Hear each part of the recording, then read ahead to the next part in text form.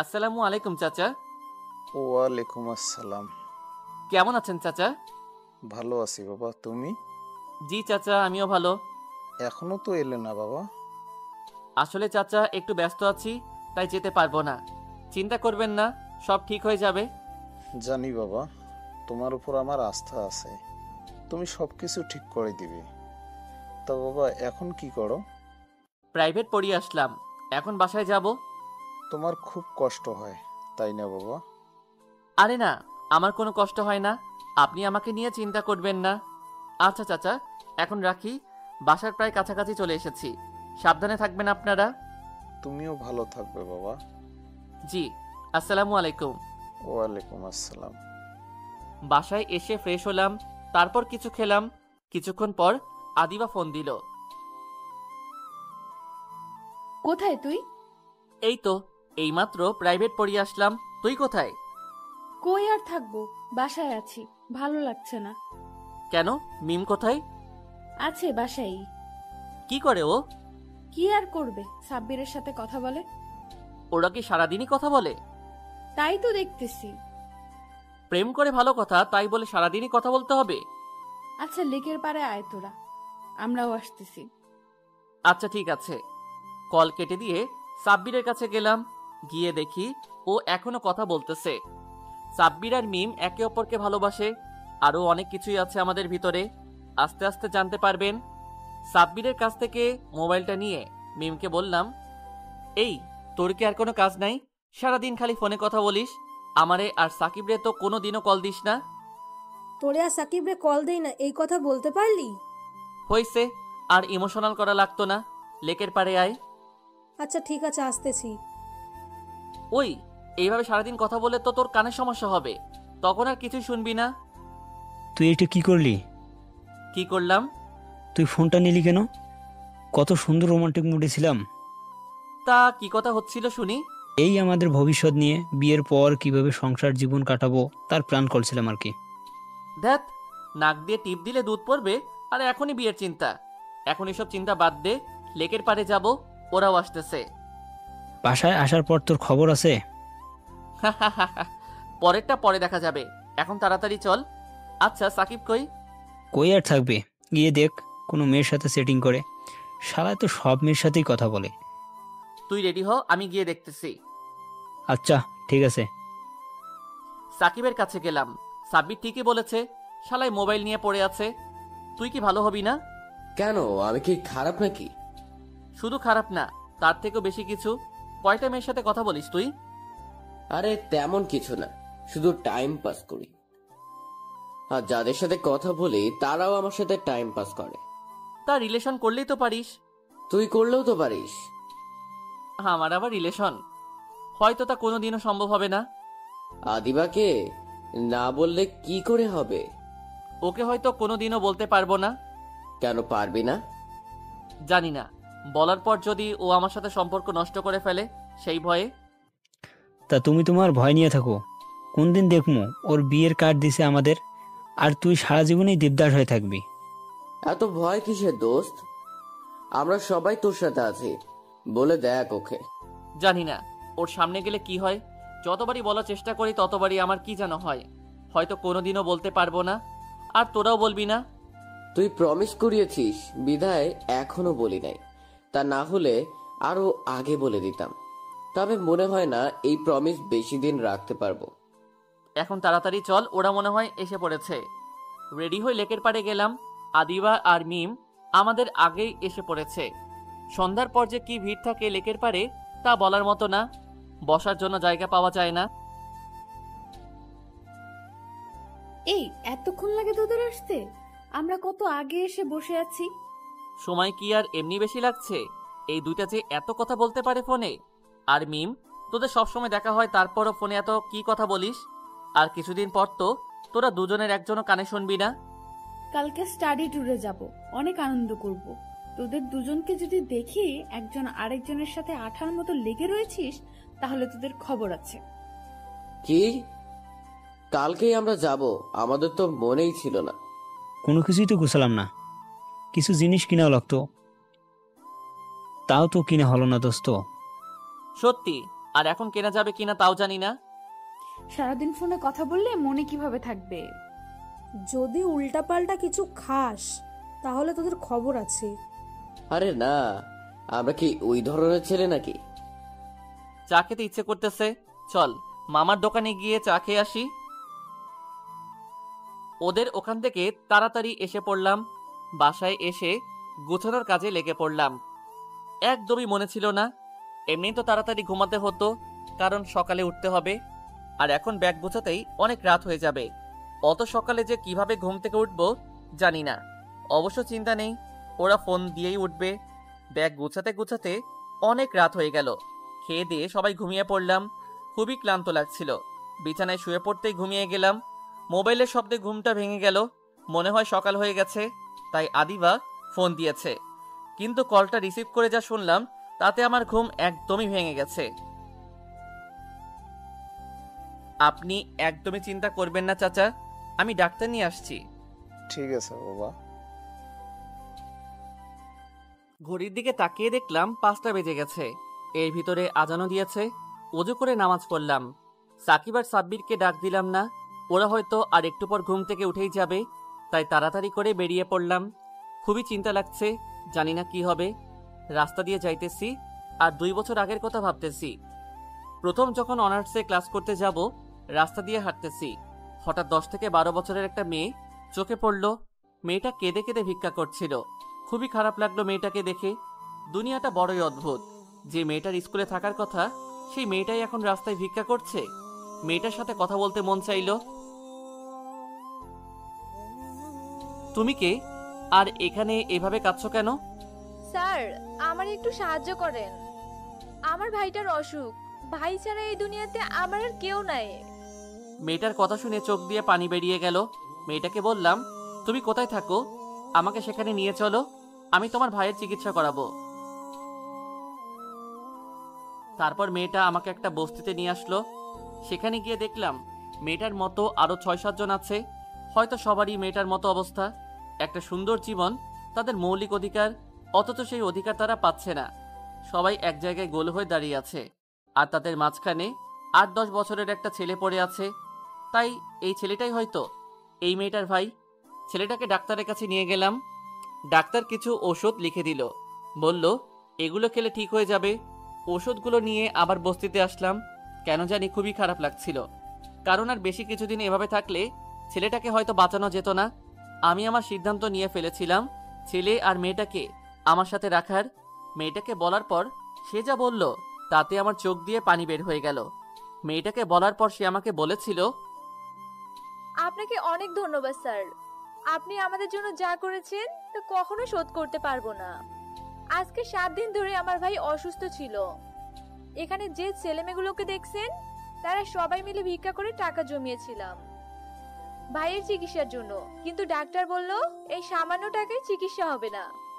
খুব কষ্ট পাচ্ছিলাম, কি করব বুঝতে পারতেছি না। ভাই ছাড়া যে আমার কেউ নাই, সেই ভাই যদি চিকিৎসার অভাবে মারা যায় তাহলে বড় বোন হয়ে সেটা কিভাবে সহ্য করব। ঠিক তখনই আপনি ফেরেশতার মতো এসে সাহায্য করলেন। আমাদের সাথে আরো একজন থাকে, সে খুবই বয়স্ক লোক, তার সব থাকতেও সে একা। সেও আমার ভাইয়ের জন্য ভিক্ষা করতে গেছে। আমরা একজনের খাবার সবাই মিলে ভাগ করে খাই, কারণ আমরা সবাই এক। এখন আমি আর আমার ভাই ভালো জীবন যাপনের আশায় কি করে তাদের ছেড়ে যাব। আমরা এখানেই অনেক সুখী আছি। মেয়েটার কথা শুনে চোখ দিয়ে পানি বেরিয়ে গেল। কাঁদতে কাঁদতে মেয়েটাকে জড়িয়ে ধরলাম। এইটুকু মেয়ে কথাগুলো বলে বড়দের মতো। এরা একজন আরেকজনকে কতটা ভালোবাসে, তা আমরা শিক্ষিত মানুষ কখনো পারবো না। না, যত কষ্টই হোক না কেন আমি এদের সবাইকেই নিয়ে যাব। মেয়েটাকে বললাম, যদি সবাইকেই নিয়ে যাই তাহলে যাবে আমার সাথে?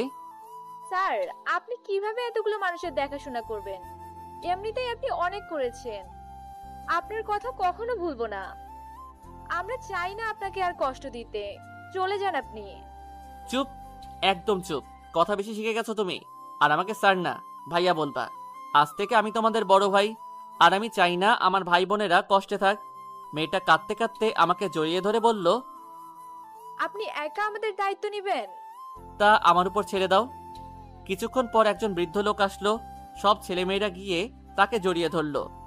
চাচা, এই ভাইয়াটা আমাদের সবাইকে নিয়ে যাবে। তুমি কি করে একা এসব করবে? পারবো আমি। কি আজব দুনিয়া, যেখানে নিজের ছেলেমেয়েরা আমাকে রাস্তায় ফেলে দিয়েছে সেখানে তুমি আমাদের নিয়ে যেতে চাও, অথচ আমার সাথে কোনো রক্তেরও সম্পর্ক নেই তোমার।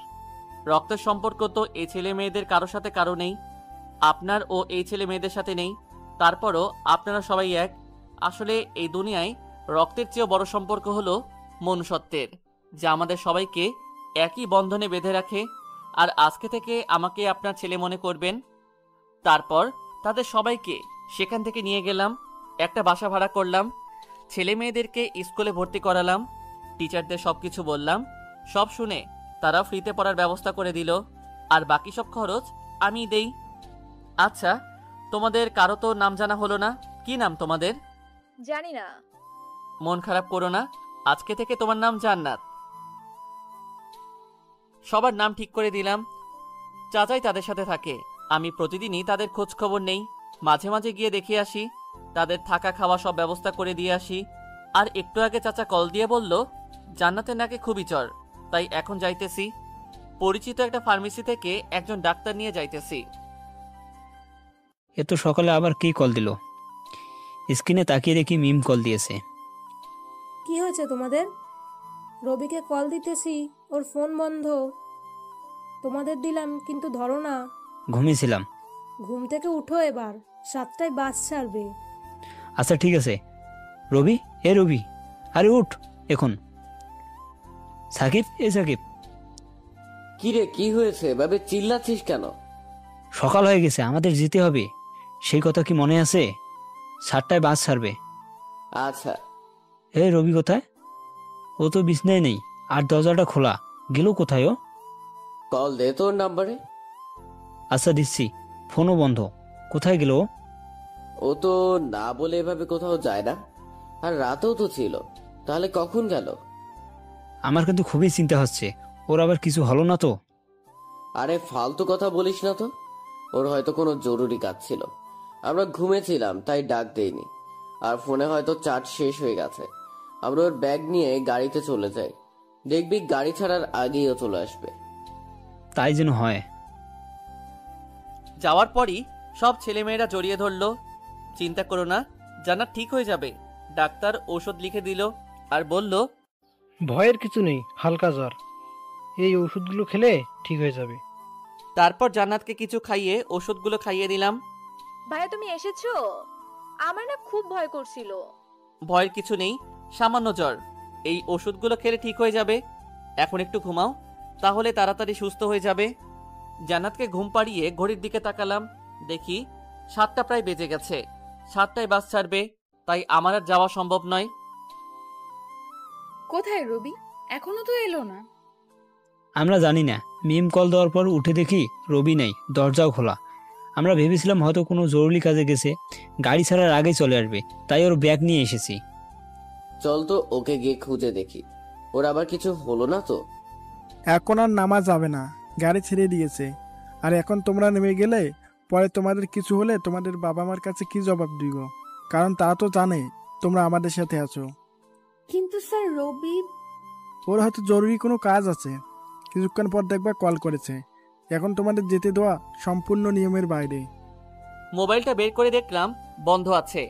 রাতে চার্জ দিতে মনে ছিল না, ওরা হয়তো অনেক চিন্তা করবে, ওদেরকে কিছু বলেও আসিনি। তাড়াতাড়ি চার্জ দিয়ে ফোনটা অন করলাম, তারপর সাকিবকে কল দিলাম। রবি, তুই কোথায়? তোর কিছু হয়নি তো? আরে না, আমার কিছুই হয়নি, একদমই ঠিক আছি। আসলে ফোনে চার্জ ছিল না, বন্ধ হয়ে গেছিল। আমি জরুরি একটা কাজে এসেছিলাম। ফজরের নামাজের পর বাসা থেকে বের হয়েছি, তোরা ঘুমিয়েছিলি তাই ডাক দেইনি। তুই কি মানুষ না অন্য কিছু? এরকমটা কেউ করে? জানিস তোর জন্য আমরা কতটা চিন্তিত ছিলাম। আমরা ভেবেছিলাম তুই হয়তো গাড়ি ছাড়ার আগেই চলে আসবি, তাই তোর ব্যাগও নিয়ে এসেছি। কিন্তু তুই আসিসনি, আমরা তো ভয় পেয়ে গেছিলাম যে তোর আবার কিছু হয়নি তো। গাড়ি থেকে নেমে আসতে চাইছিলাম, কিন্তু টিচার নামতে দেয় নাই। তুই আমাদের বললেই পারতি। সরি রে, বুঝতে পারি নাই। বুঝতে পারবাও না, নাও আদিবার সাথে কথা বলো। তোরে হাতের কাছে পাইলে যে কি করতাম এখন তা শুধুই আমি জানি। তুই একটা বদমাইশ। এই তুই হাসছিস কেন? তোর মুখে এইগুলো শুনতে ভালোই লাগে। চুপ, একদম চুপ।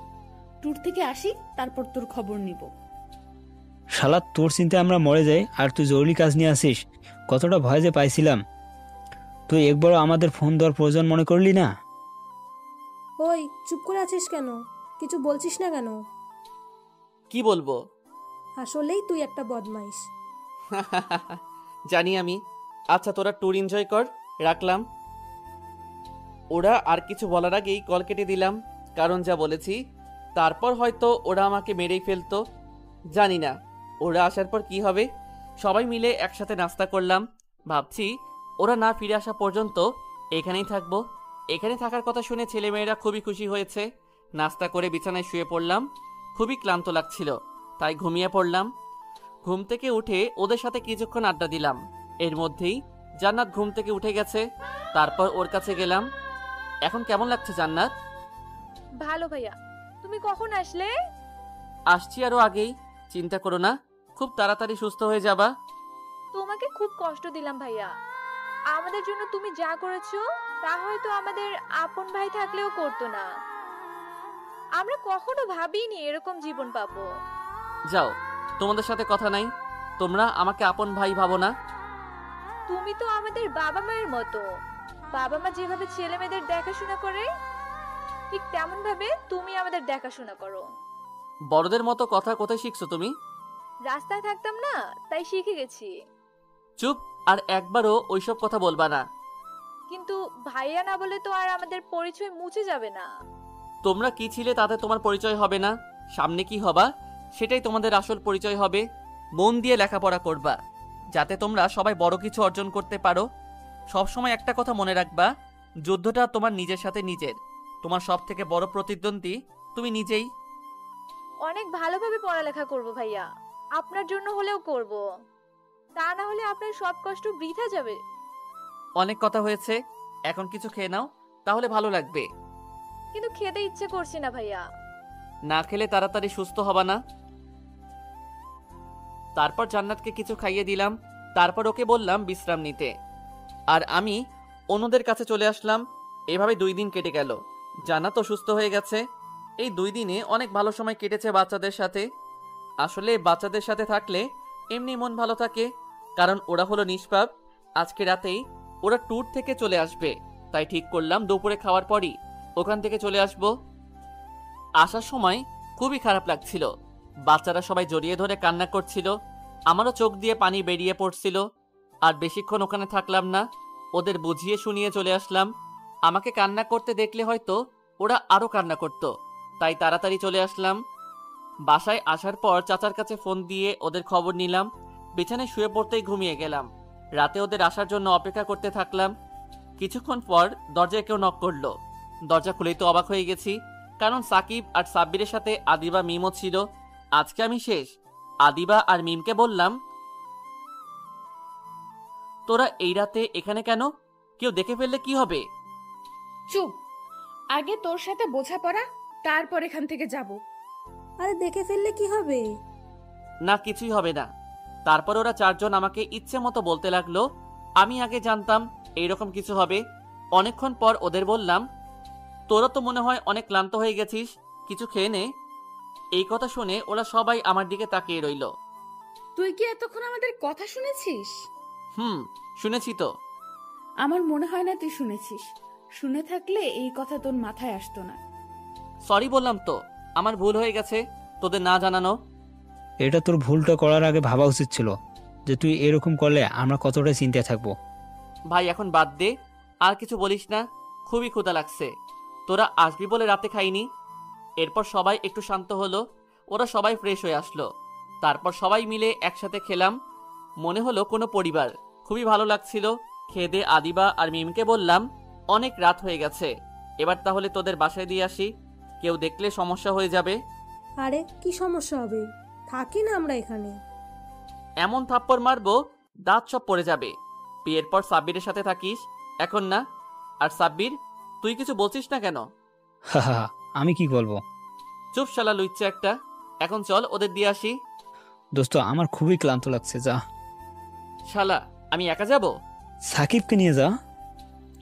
আমাকে কেন বলছিস? তুই যা। এখন আবার দুজনে ঝগড়া শুরু করে দিলি? তোদের দুজনকে যেতে হবে।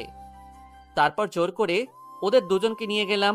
আদিবা আর মিমকে ওদের বাসায় দিয়ে আসলাম। রাস্তা দিয়ে তিনজন হাঁটতেছি। দোস্ত আমার খুব ঘুম পাচ্ছে, মনে হচ্ছে এখানেই ঘুমিয়ে পড়ি। আমারও একই অবস্থা। চুপ থাক শালারা, উল্টাপাল্টা কথা বলা বন্ধ কর। আর কিছুক্ষণের মধ্যেই বাসায় চলে আসবো, তারপর ঘুমাইস। বাসায় এসে ওদেরকে কল দিয়ে বললাম আমরা বাসায় এসে গেছি। বাসায় আসতে না আসতেই ওরা গিয়ে বিছানায় শুয়ে পড়লো, আমিও গিয়ে ঘুমিয়ে পড়লাম। সকালে মোবাইলের শব্দে ঘুমটা ভেঙে গেল। স্ক্রিনে তাকিয়ে দেখলাম আদিবা কল দিয়েছে।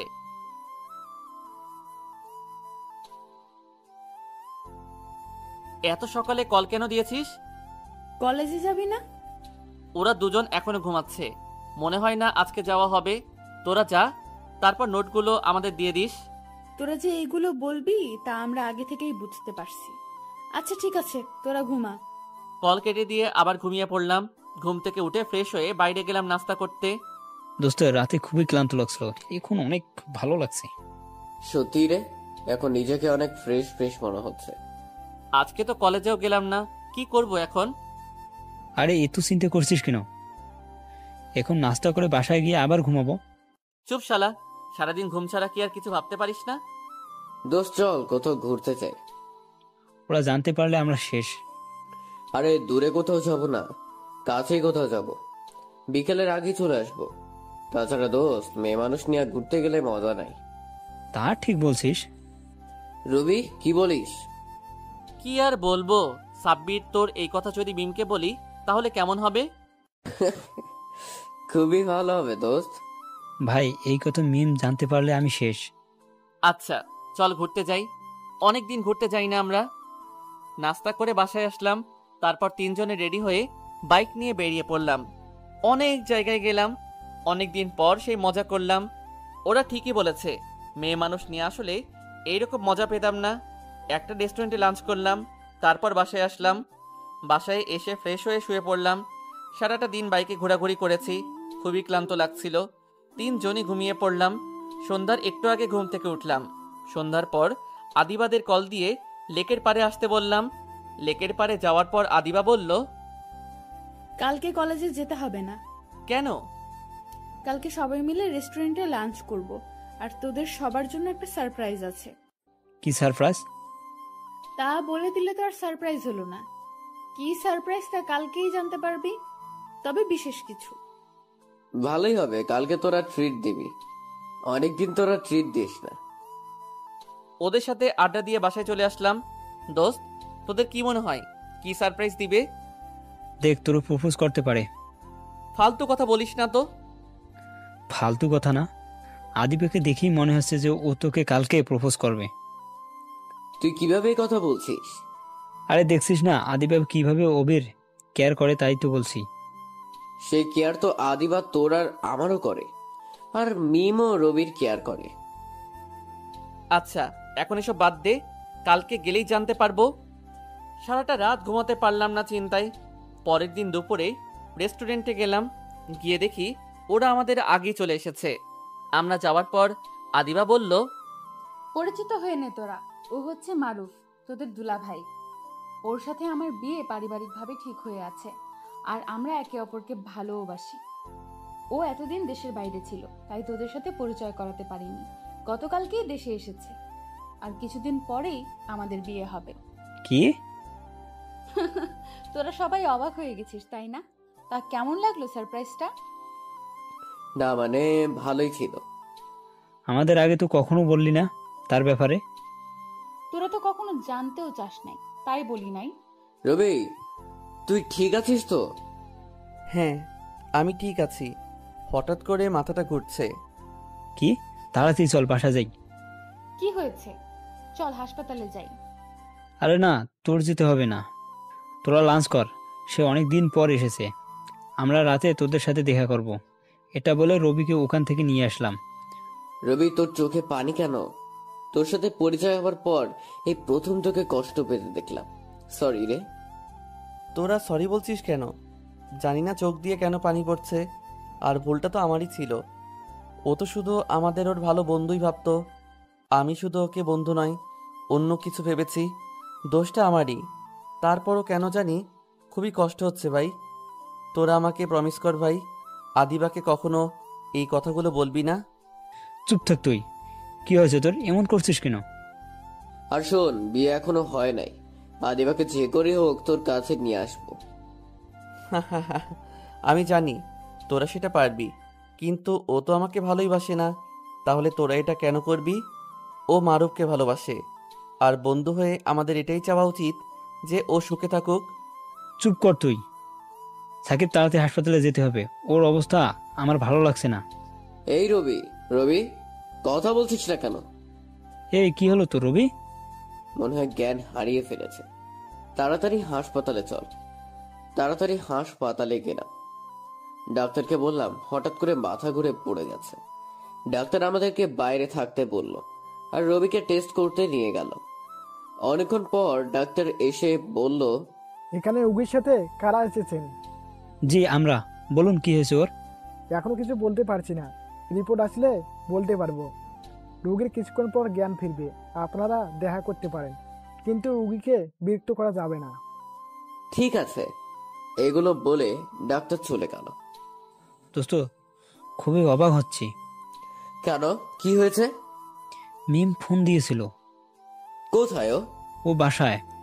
আর আদিবারা? ঘুরতে গেছে হয়তো কোথাও। এটা ভেবে অবাক হচ্ছে যে আদিবাই একবারও কল দিয়ে খবর নিল না।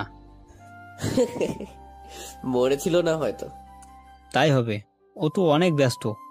কিছুদিন পর বিয়ে, তাই হয়তো অনেক আনন্দে আছে। কিছুক্ষণ পর নার্স এসে বলল রবির জ্ঞান ফিরেছে। তাই তাড়াতাড়ি রবির কাছে গেলাম। এখন কেমন লাগছে? ভালো। তোদের অনেক কষ্ট দিলাম, তাই না? মারবো এক থাপ্পড়। আবার এই কথা বললো। এই, আপনাদের বলছি না রোগীকে এখন বিরক্ত করবেন না, সে এখনো অনেক দুর্বল। আপনারা বাইরে আসুন, কথা আছে। আপনি বিশ্রাম করুন। ডাক্তার, কি হয়েছে আমার? তেমন কিছু না, আমি আপনার বন্ধুদের কাছে ওষুধ লিখে দিব। ডাক্তার, আমি বুঝতে পারছি আমার কিছু একটা হয়েছে।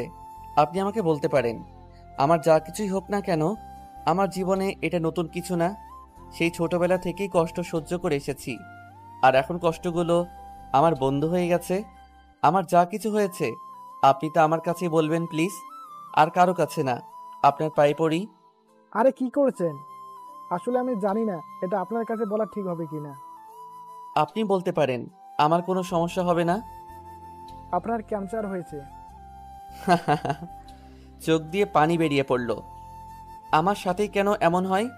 হে আল্লাহ, এই পৃথিবীতে কষ্ট দেওয়ার আর কাউকে খুঁজে পাচ্ছ না তুমি? সেই ছোটবেলা থেকেই কষ্টের সাথে লড়াই করে এসেছি, কিন্তু এখন বড় হবার পরও সেগুলো আমার পিছেই পড়ে আছে।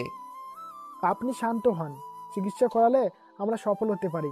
আপাতত এই ওষুধগুলো খাবেন। প্রতি সপ্তাহে 2 বার এসে আমার সাথে দেখা করে যাবেন। যদি আপনার অবস্থা উন্নতি না হয়, নাহলে খুব তাড়াতাড়ি আপনাকে হাসপাতালে ভর্তি করতে হবে। আপনার কাছে একটা অনুরোধ, এই কথাগুলো আমার বন্ধুদের কাছে বলবেন না। আমি চাই না ওরা আমার জন্য কষ্ট পাক। কি বলছেন এটা? প্লিজ ডাক্তার, আপনার কাছে অনুরোধ করছি। ঠিক আছে, তবে আমি যা বললাম সেগুলো মেনে চলবেন। নিয়মিত ওষুধগুলো খাবেন, আর হাসপাতালে আসতে ভুলবেন না। না আসলে ক্ষতি আরও বেশি হবে। এগুলো বলে ডাক্তার চলে গেল। আমার ফ্রেন্ডের কি অবস্থা ডাক্তার?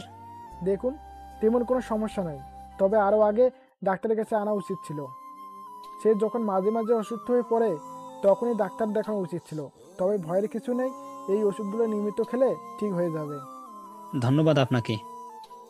ওকে বাসায় নিয়ে যেতে পারবো কখন?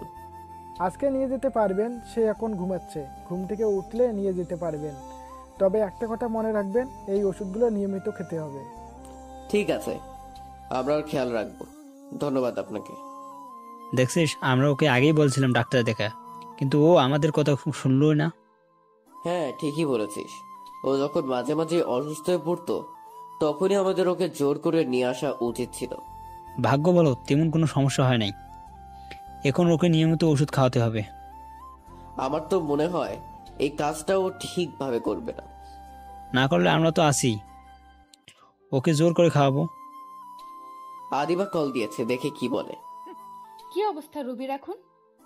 না, তেমন কোনো সমস্যা না। ও ভালো, আচ্ছা পরে কল দিব, রাখি এখন, এক জায়গায় যাইতেছি। আচ্ছা ঠিক আছে। ওরে কল দিতে কে বলছিল? ওর সামনে অসুস্থ হয়ে পড়লো আর ও এতক্ষণ পর কল দিল। তাও মনে হলো ইচ্ছে করে দেয়নি। মারুফ এতদিন পর দেশে এসছে বলে কি ওর সাথে সারাদিন থাকতে হবে? বাদ দে তো, যে যেভাবে থাকতে চায় তাকে সেভাবে থাকতে দেওয়া উচিত। এইসব কিছু রবির সাথে বলিস না, তাহলে ও অনেক কষ্ট পাবে। রবির ঘুম ভাঙার অপেক্ষা করতেছি। বাইরে বসে কিছুক্ষণ পর মিম আসলো। সরি রে, একটু দেরি হয়ে গেল। কি অবস্থা রবির এখন? তেমন কোনো সমস্যা না, ওষুধ লিখে দিয়েছে, ওইগুলো নিয়মিত খেতে বলছে। যাক, তেমন কোনো সমস্যা হয়নি। অনেক টেনশনে ছিলাম। তোদের জন্য খাবার নিয়ে আসছি। এখনো তো মনে হয় কিছু খাসনি, তাড়াতাড়ি খেয়ে নে। ক্ষুধা নাই, পরে খাবো। চুপ, বললেই হলো, তাড়াতাড়ি খা। রবি জানতে পারলে কিন্তু রাগ করবে। তারপর দুজনে দুপুরের খাবার খেলাম। কিছুক্ষণ পর নার্স এসে বলল রবির ঘুম ভেঙেছে। তারপর ডাক্তারের সাথে কথা বলে রবিকে বাসায় নিয়ে আসলাম। আস্তে আস্তে রাত হয়ে গেছে। সাব্বিরকে বললাম মিমকে বাসায় দিয়ে আসতে। রবিকে কিছু খাইয়ে দিয়ে ওষুধগুলো খাওয়ালাম। খাওয়ার পর রবিকে বললাম ঘুমাতে। ও এখনো অনেক দুর্বল। ডাক্তার বলেছে 2-3 দিন লাগবে সুস্থ হতে। কিছুক্ষণ পর সাব্বির আসলো। আমরাও খেয়ে দিয়ে শুয়ে পড়লাম। অনেক ক্লান্ত লাগছিল। বিছানায় শুয়ে পড়তেই ঘুমিয়ে গেলাম। 3 দিন পর এখন রবি মোটামুটি সুস্থ। এই 3 দিনে মিম অনেকবার এসেছিল। আদিবাও 2 বার এসেছিল, তাও অল্প কিছুক্ষণের জন্য। ও তো এখন অনেক ব্যস্ত। সামনে ওর বিয়ে, তাই হয়তো অনেক খুশিতে আছে। ভালোই হয়েছে, ও ওর মতো থাকুক। আজ অনেক দিন পর লেকের পাড়ে এসেছি সন্ধ্যার পর। আগে প্রতিদিনই আসতাম। এতদিন রবি অসুস্থ থাকায় আশা হয়ে ওঠেনি। রবি আগের থেকে কেন জানি চুপচাপ হয়ে গেছে। আগের মতো আর কথা বলে না, ফাজলামি করে না। হয়তো আদিবার জন্য, জানি না ওকে কিভাবে সান্ত্বনা দিব। ওকে দেখে মনে হয় ওর মনের মধ্যে অনেক কষ্ট লুকিয়ে আছে। লেকের পাড়ে আমি, সাব্বির আর মিম। আদিবারও আসার কথা ছিল, কিন্তু এখনো আসেনি। আগে যে সবার প্রথমে থাকতো সে এখন সবার শেষে। এটাই হয়তো বাস্তবতা।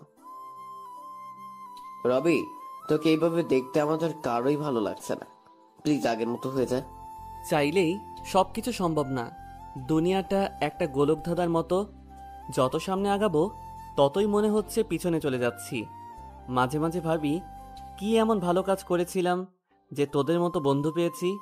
তোরা আমার জন্য যা করেছিস আমার নিজের বাবাও তা করেনি। মানে? যখন আমার বয়স 10 বছর তখন আমার মা মারা যায়। মোটামুটি বুঝতাম যে মার ভালোবাসা আর পাবো না।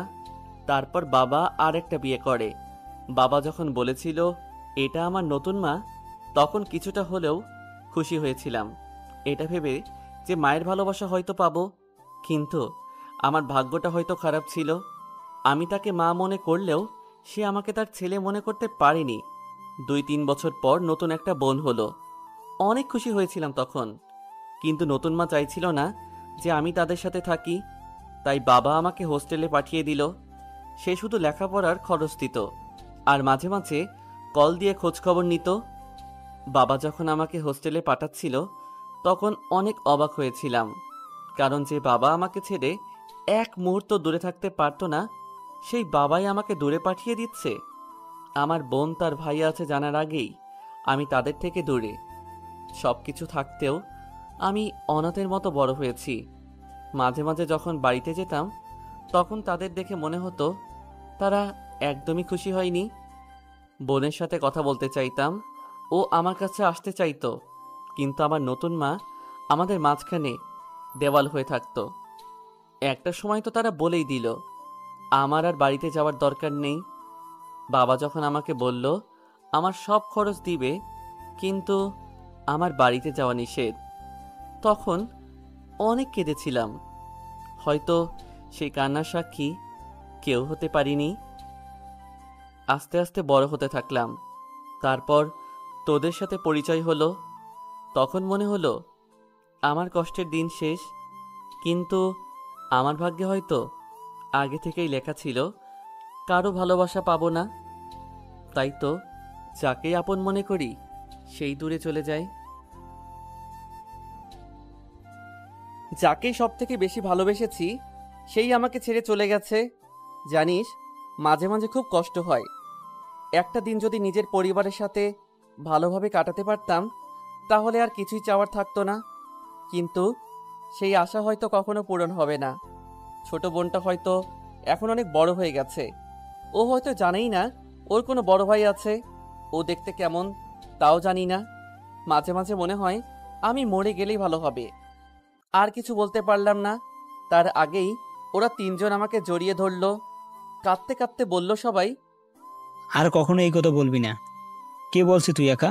আমরা আছি না? তুই এতটা কষ্টে ছিলি আর আমরা তোর বন্ধু হয়ে তা বুঝতে পারিনি। কেমন বন্ধু আমরা? দেখবি একদিন সব ঠিক হয়ে যাবে। তুই তোর পরিবারের ভালোবাসা পাবি, আর আদিবারও। আর আদিবার তো বিয়ে এখনো হয়ে যায়নি।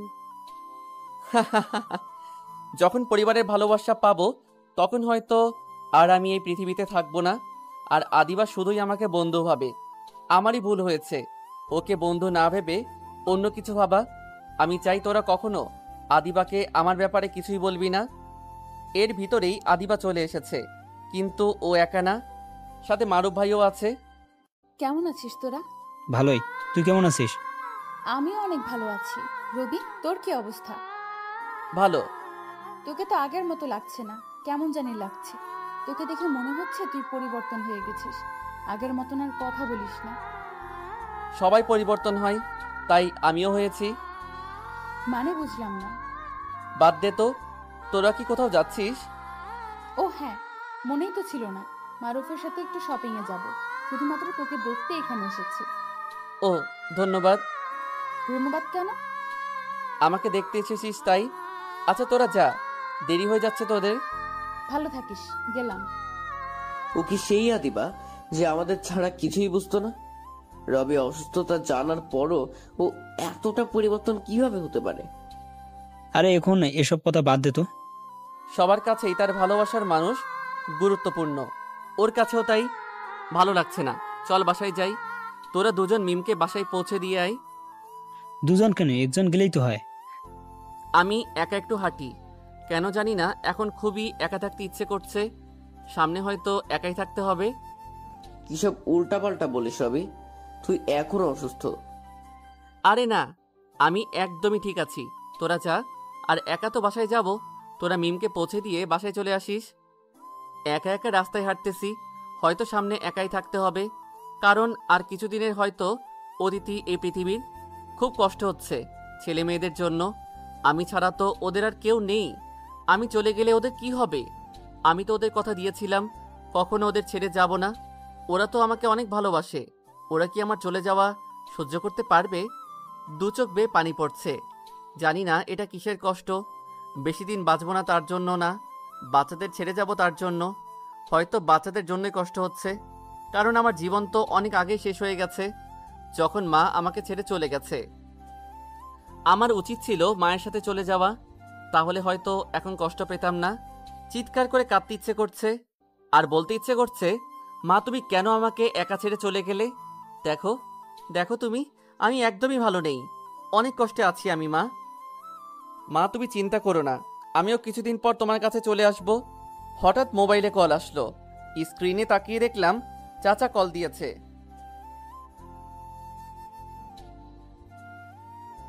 আসসালামু আলাইকুম চাচা। ওয়ালাইকুম আসসালাম। কেমন আছো বাবা? জি চাচা ভালো, আপনি কেমন আছেন? বাচ্চারা সবাই ভালো আছে তো?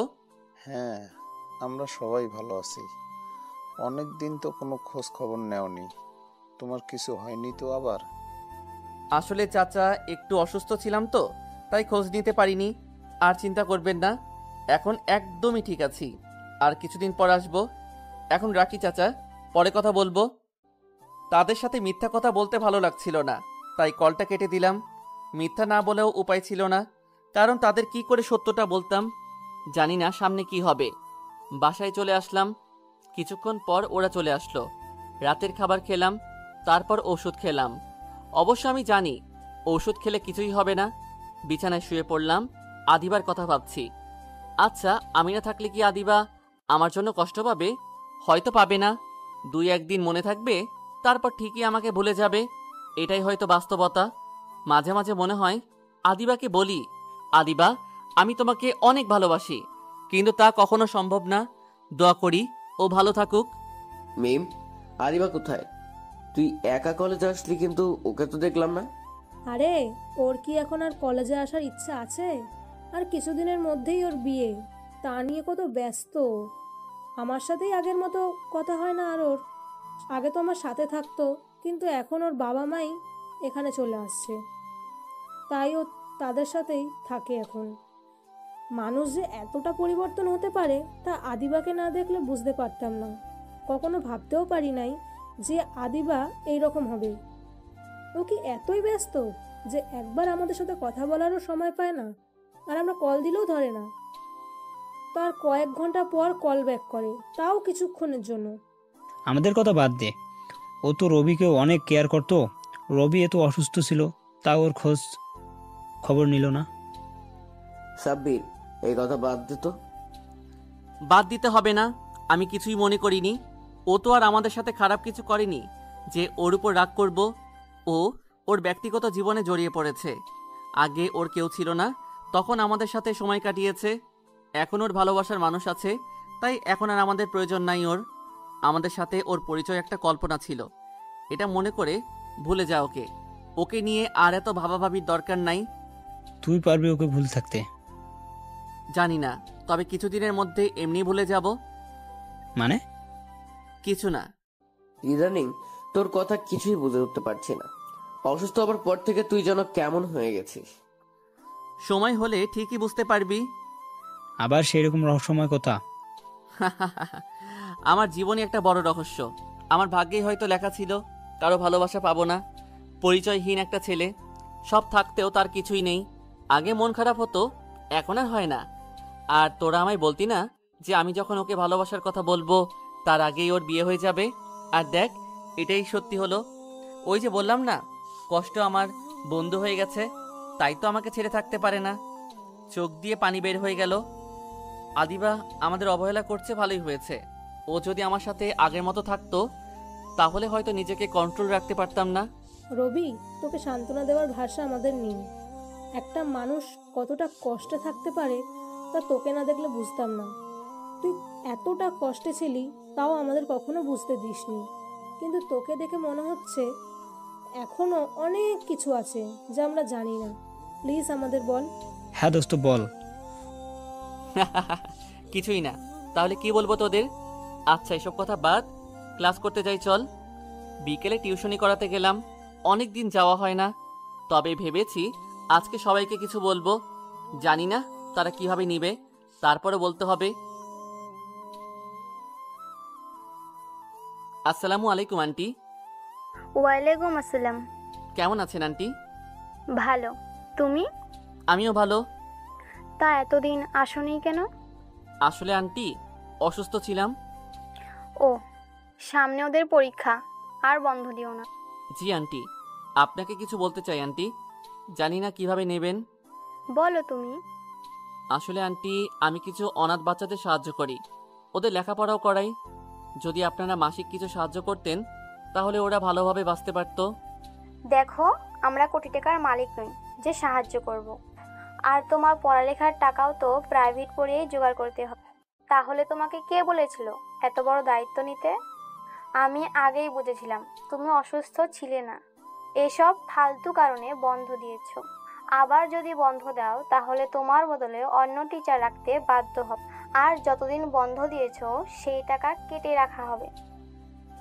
ঠিক আছে আন্টি, যেখানে যেখানে প্রাইভেট পড়াই সব জায়গাতেই বললাম, কিন্তু অপমানিত হয়েছি। রাস্তা দিয়ে হাঁটতেছি আর ভাবতেছি আমি চলে গেলে ওদের কি হবে। ওদের কথা দিয়েছিলাম ওদের দেখাশোনা করব, কখনো ওদের ছেড়ে যাব না। কিন্তু আমি চলে গেলে তো ওরা আবার রাস্তায় নেমে যাবে। না, এটা হতে দেওয়া যাবে না। আমার ভাই বোনদের এভাবে কষ্ট পেতে দেওয়া যাবে না। কিন্তু কি করব? সাকিব আর সাব্বিরকে বলবো আমি আমার টাকা দিয়ে বাচ্চাদের সাহায্য করি আর প্রাইভেট পড়িয়ে নিজের খরচ চালাই, কিন্তু আমার অর্ধেক খরচ তো সাকিব আর সাব্বির চালায়। আর ওরা যদি ওদের টাকা দিয়ে সাহায্য করে তাহলে তো ওদের অবস্থা আমার থেকেও খারাপ হবে। এখন তো ওরা আমাকে সাহায্য করে, কিন্তু তখন তো ওদের সাহায্য করার মতো আর কেউ থাকবে না। কিন্তু আমি চাই না ওরা কষ্টে থাক। কিন্তু বাচ্চাদের কি হবে? জানি না কি করব। হে খোদা, আমার সাথে কেন এমন হয়? ছোটবেলা থেকেই কষ্ট পেয়ে এসেছি, যাকে ভালোবাসি তার থেকেও কষ্ট পেয়েছি, আর এখন তো আমাকে এই দুনিয়া ছেড়ে চলে যেতে হবে। হে আল্লাহ, আমি চলে গেলে ওই বাচ্চাদের কি হবে? আমি ছাড়া যে ওদের কেউ নেই। কাঁদতে কাঁদতে বললাম, না, যে করি হোক সাব্বির আর সাকিবকে বলতে হবে। কিন্তু কিভাবে বলবো? রাতে শুয়ে শুয়ে ভাবতে থাকলাম। এভাবে আরো 7 দিন চলে গেল। আমার অবস্থা এখন আগের চেয়ে অনেক খারাপ। শরীরটা অনেক দুর্বল হয়ে গেছে, কিন্তু এখনো সাব্বির আর সাকিবকে বলতে পারি নাই। ডাক্তার বলেছিল সপ্তাহে 2 দিন তার সাথে দেখা করতে হবে, কিন্তু প্রায় 14 দিন হতে চলল, তাও দেখা করা হয়নি।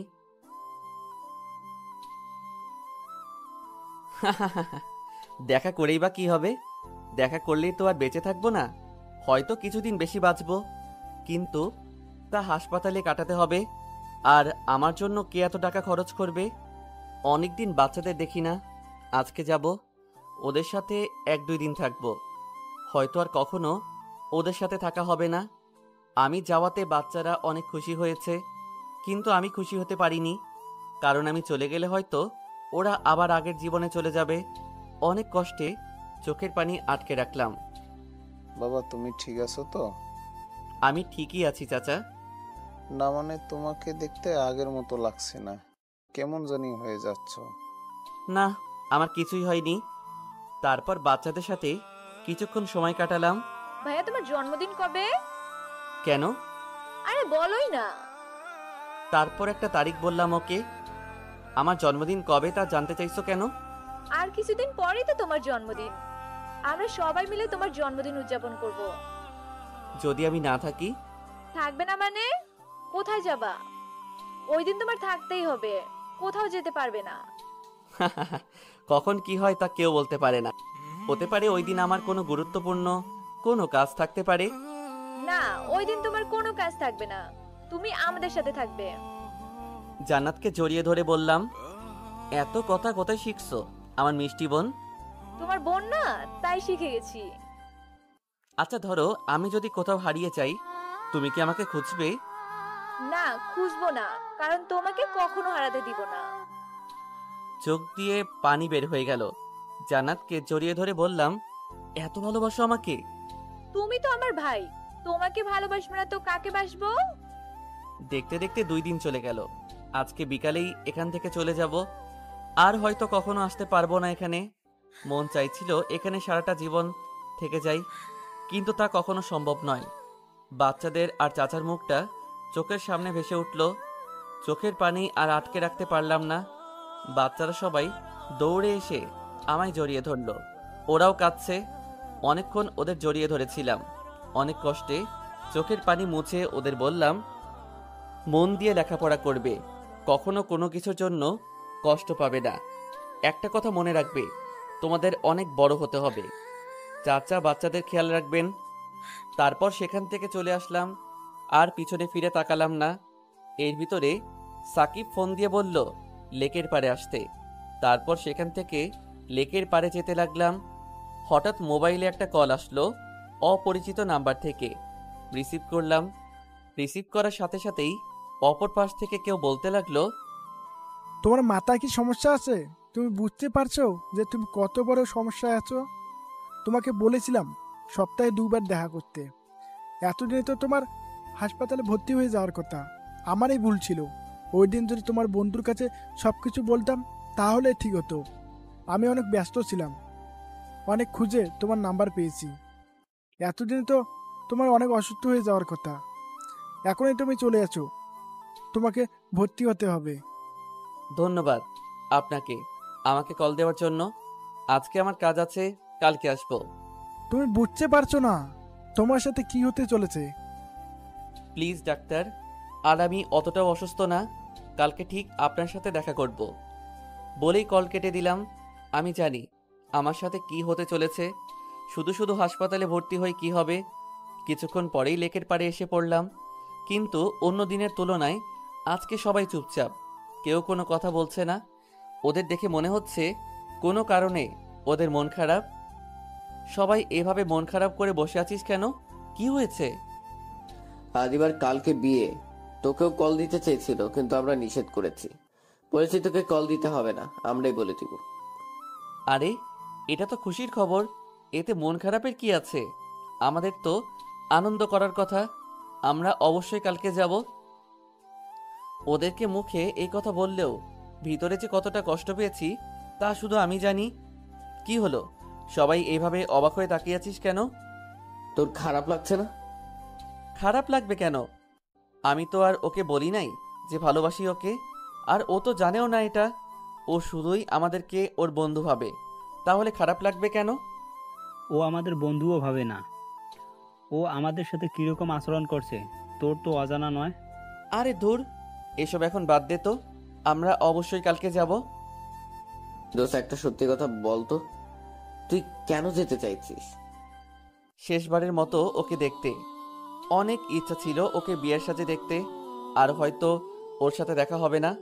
ও হয়তো আর আমাদের কথা মনেও রাখবে না, ভুলে যাবে রবি নামের ওর কোনো বন্ধু ছিল যার ও কেয়ার করতো অনেক।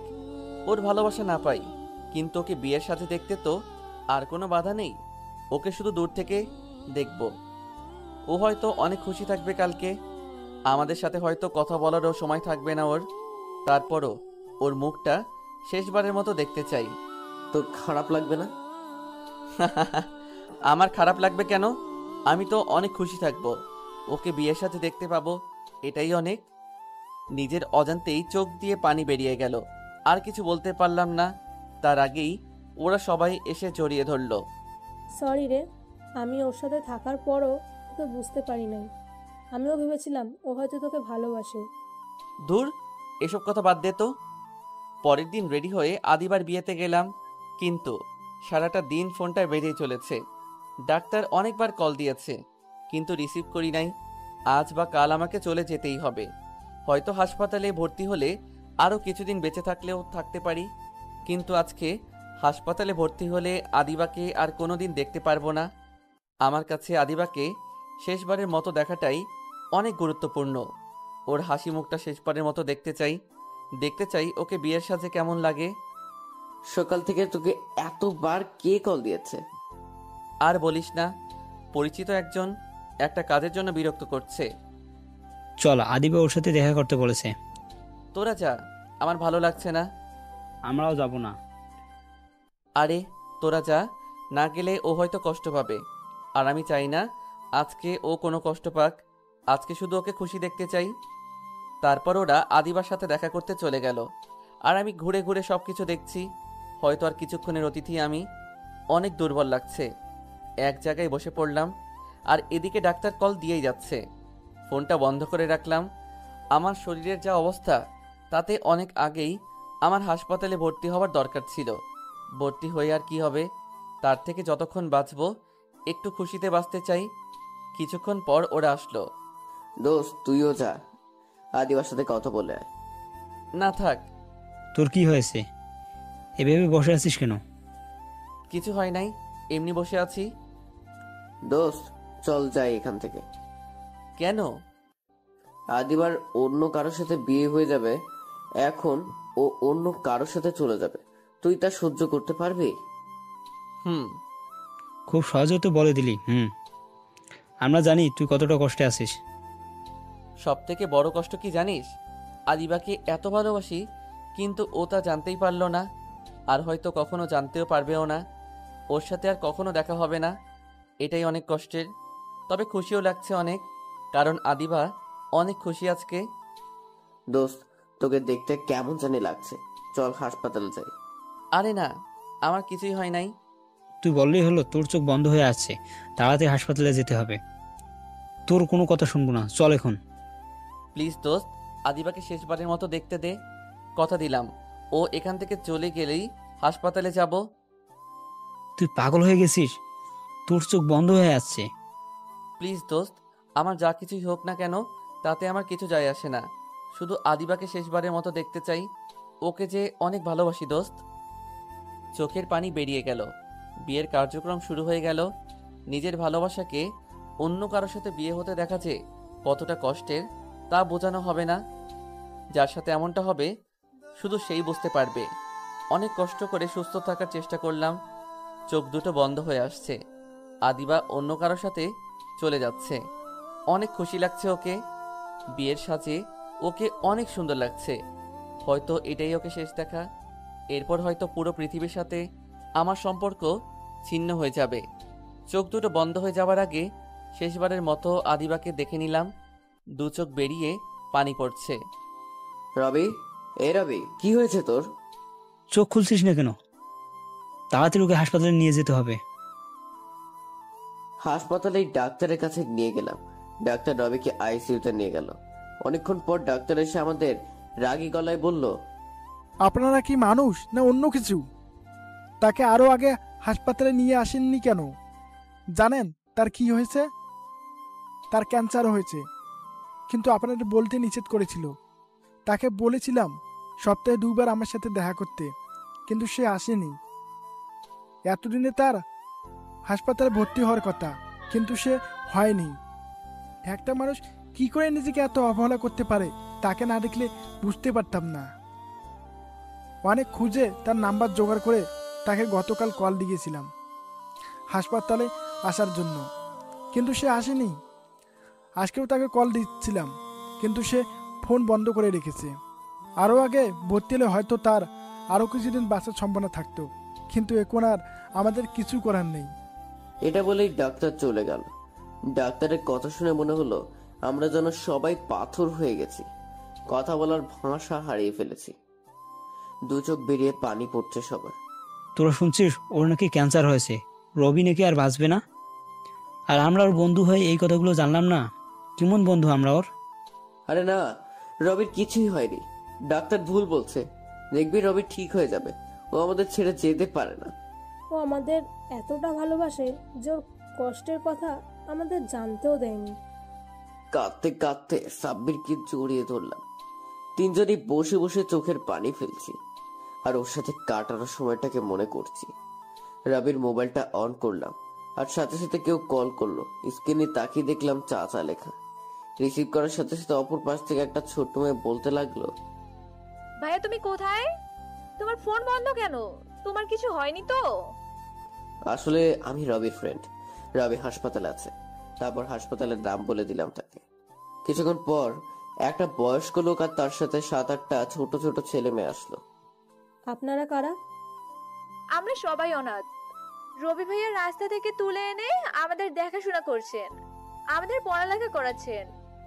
রবি ভাইয়ের কি হয়েছে? রবি আর বাঁচবে না, ওর ক্যান্সার হয়েছে। বলার সাথে সাথে বাচ্চারা সবাই কাঁদতে লাগলো। ওদের চিৎকার শুনে আরো অনেক লোক এসে গেছে। ওদের এভাবে কাঁদতে দেখে উপস্থিত সবার চোখে পানি এসে গেছে। চোখ খোলার পর দেখি আমি হাসপাতালের বেডে শুয়ে আছি। নার্সকে বললাম আমার বন্ধুদের সাথে কথা বলতে চাই। কিছুক্ষণ পরই দেখি বাচ্চারা সবাই দৌড়ে এসে আমাকে জড়িয়ে ধরেছে আর চিৎকার করে কাঁদছে। আমি ভাবি নাই যে ওদের এখানে দেখব। ভাইয়া তুমি বলেছিলে কখনো আমাদের ছেড়ে যাবে না, তাহলে এখন যাচ্ছ কেন? তুমি অনেক পচা, কথা দিয়ে কথা রাখো না। আমাদের ছেড়ে যেও না ভাইয়া। তুমি তো আমাদের বাবা মা, আর বাবা মা কি কখনো তাদের সন্তানকে ছেড়ে যায়? আমি অনেক খারাপ, তাই তো তোমাদের ছেড়ে যাচ্ছি। আমাকে মাফ করে দিও।